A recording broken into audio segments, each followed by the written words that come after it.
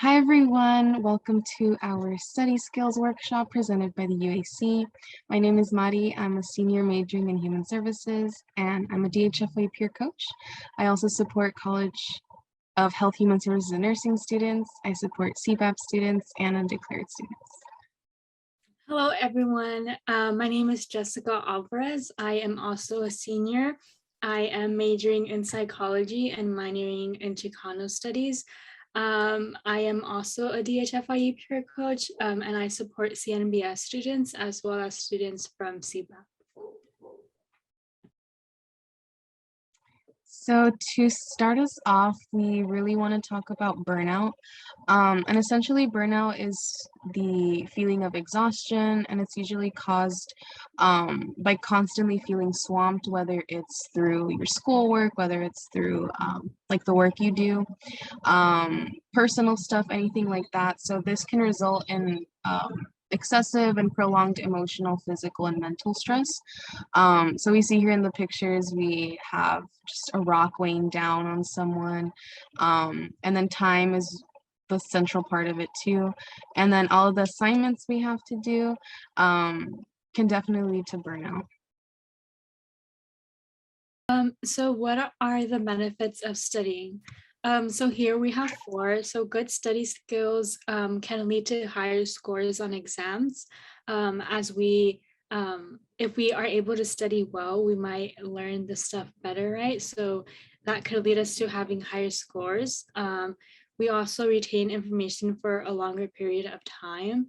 And after studying, you can do fun stuff, right? So like sometimes maybe we could tell ourselves that we're going to study for this amount of time, and after that we can go out and do something as kind of like a reward for studying. It can also increase our self-confidence in our ability to navigate higher education as well.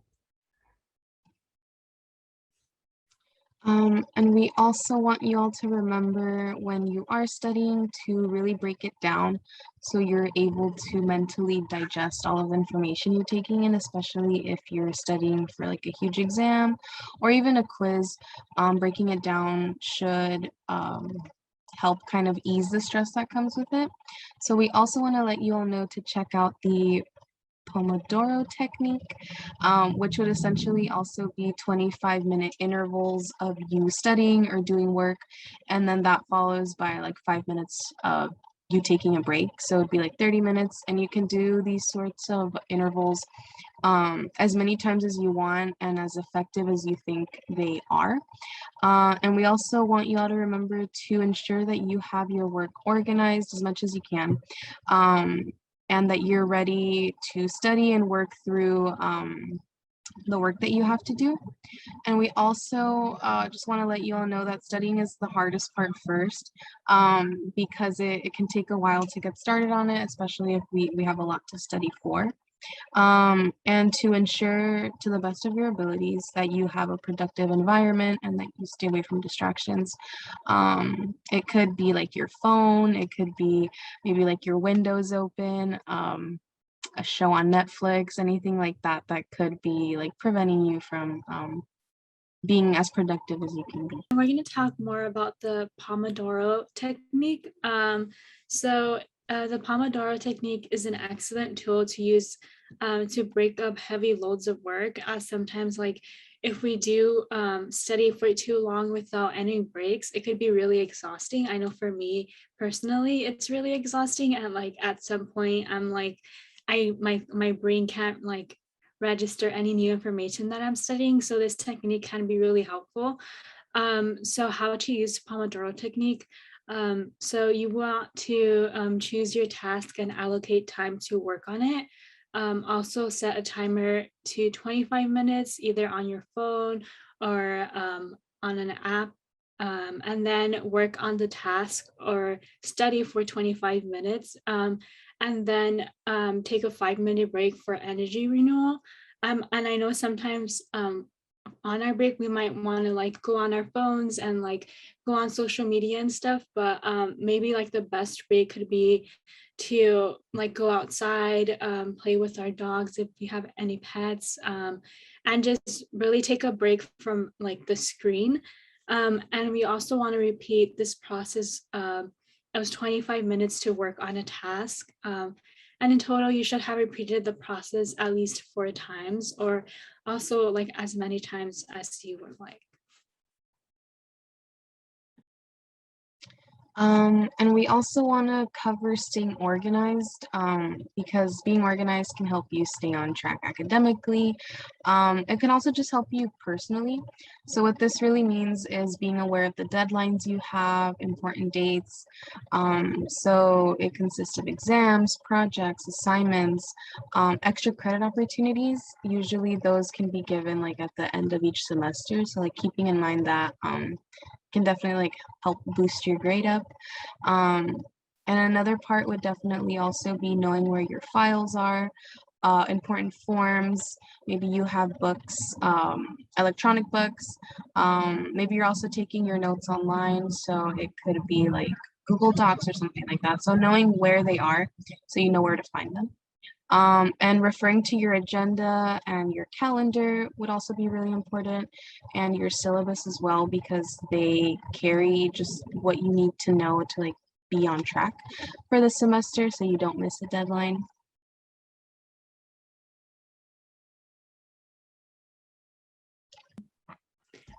We also want to create a regular study space. Creating a study space where you are able to complete your work repeatedly will help to establish a study routine. And this study space could be anywhere really, anywhere where you feel the most comfortable.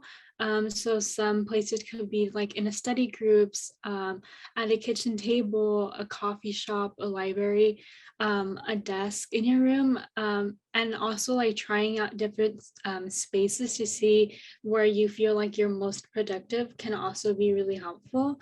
And having a workplace in an environment that works best for you, away from distractions, and where it boosts your productivity, is also something that we want to keep in mind.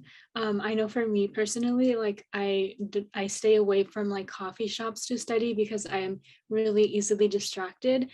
So like any noise around me, like I like just focus on that instead of like my work. So just really knowing where you work the best or where you're the most productive can really help as well. And you also just want to figure out how you learn best. So once you've established maybe where you work the most productive, kind of how like Jessica mentioned on the last slide, maybe it's your desk, maybe it's a coffee shop. We really want to keep that in mind, and just how you accomplish your best work and where you accomplish your best work.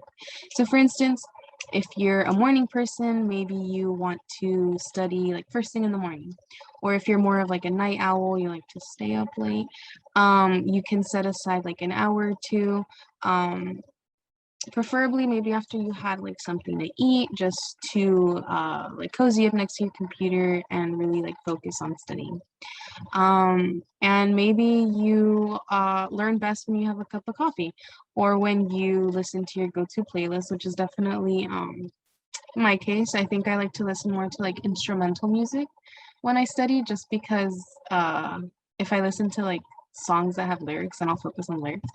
But whatever you need to do to like really just get in your zone, and down to like business, anything you have to do or anything that's due that same day, is like really just depending on your preference. It's also just really important to know that not everyone learns the same way. So we have to keep in mind that like the type of information that we grasp best, whether it's concepts or study strategies, maybe aren't the same ways that our peers do. So for instance, if we're a visual learner, maybe we want to print out the transcripts of our videos to read through what was said in the videos. Or maybe we are auditory listener, or sorry, not listeners, learners. And we learn best by listening. So this could really be building in some time in your schedule to play over some audio or some videos. It could be like recorded lectures that we look through, that are just our best way to learn.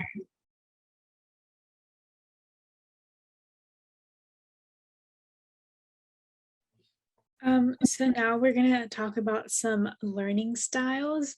We're going to start off with visual learners, and we're going to focus on virtual studying. So something that visual learners can do to study more effectively is draft outlines or study guides, and using like bullet points, also reviewing PowerPoints or lectures. And keeping in mind that research shows that people retain 75% of the information when they write while they read. That can be really helpful. I know for me, it's like super helpful when I write, when I'm reading and also listening to like my lectures. Because if I don't, then like I don't really grasp what I'm learning. Flashcards can also be helpful, either creating physical ones or using Quizlet to create some flashcards online. And also drawing doodles on notes to create associations with content can also be really helpful. As like if we draw a doodle next to something on when we are taking an exam, we can remember that we drew that doodle for a specific content, and it might help us remember and retain that information more easily.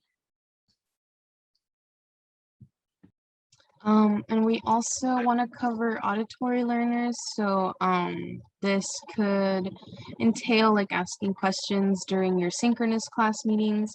So asking like questions like live, right? You're in a Zoom meeting with your professor and your classmates.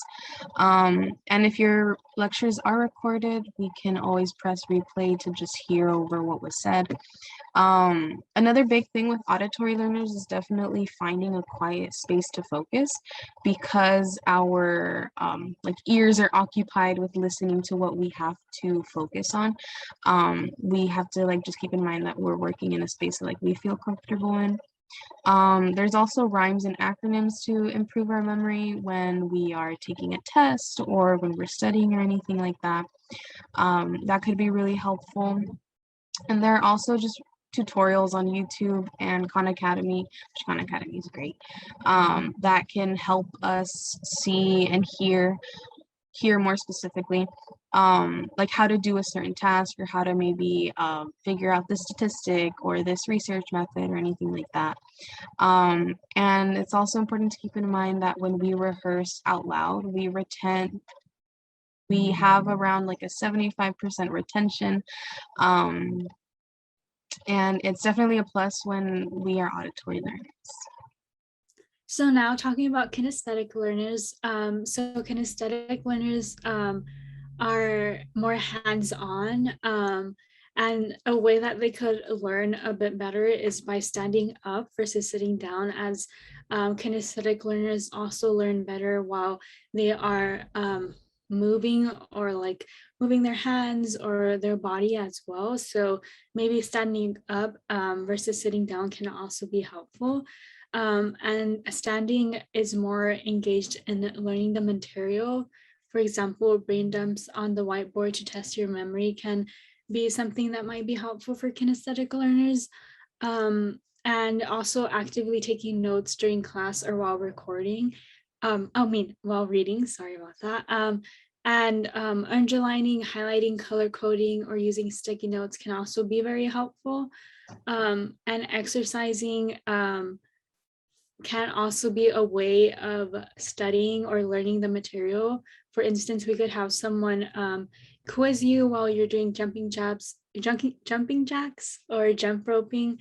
It can help you retain the information a bit better. And also drawing can be a creative form of retaining that information as well. And next we have effective ways to study. So maybe this is changing your study environment so you can like reorganize your study space. And